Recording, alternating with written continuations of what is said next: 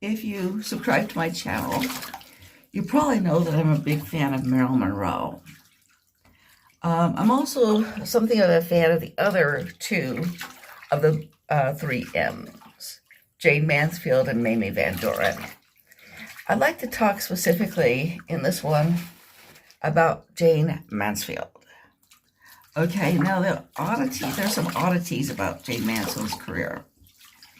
She was often told to imitate Marilyn Monroe very closely. And there was kind of a problem there because she was able to be as sexy as Marilyn Monroe, but she never caught the vulnerability of Marilyn Monroe.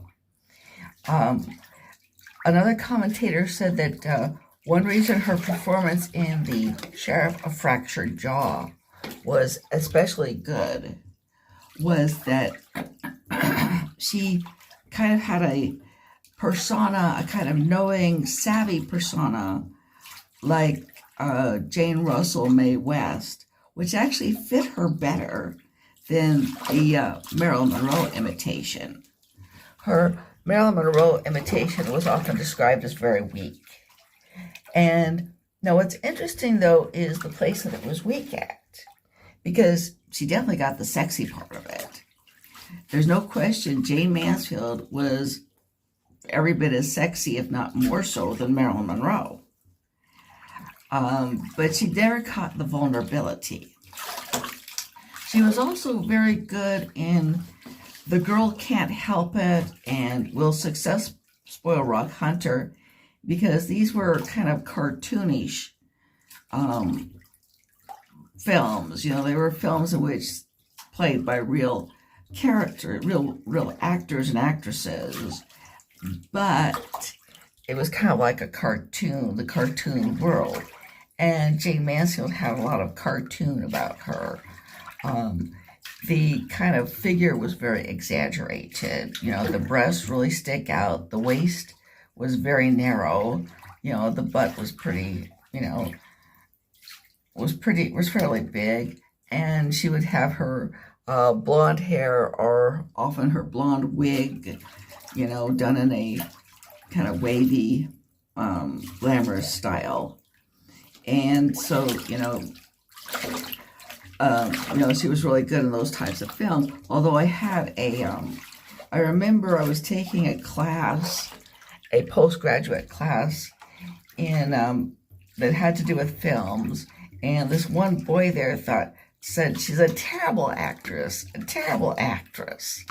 But I think he wasn't judging her by the proper criteria.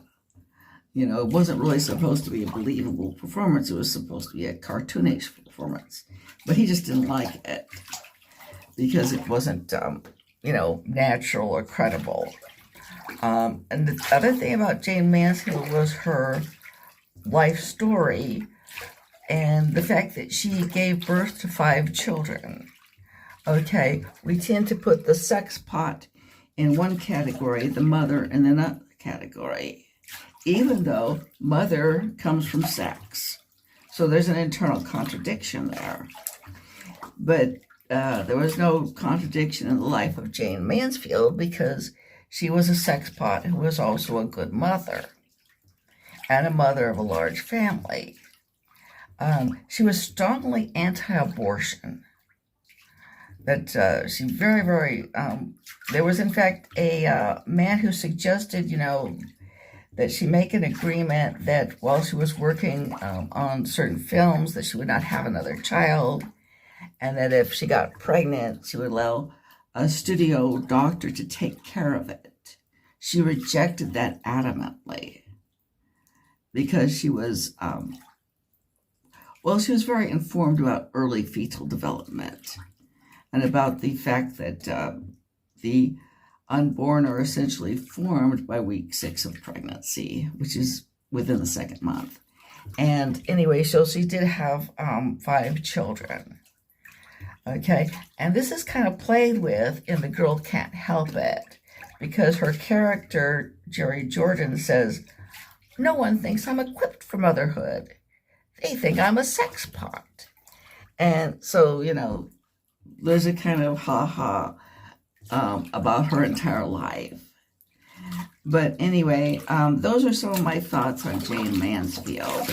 And I really do think she was, in a lot of ways, a great woman, a great person.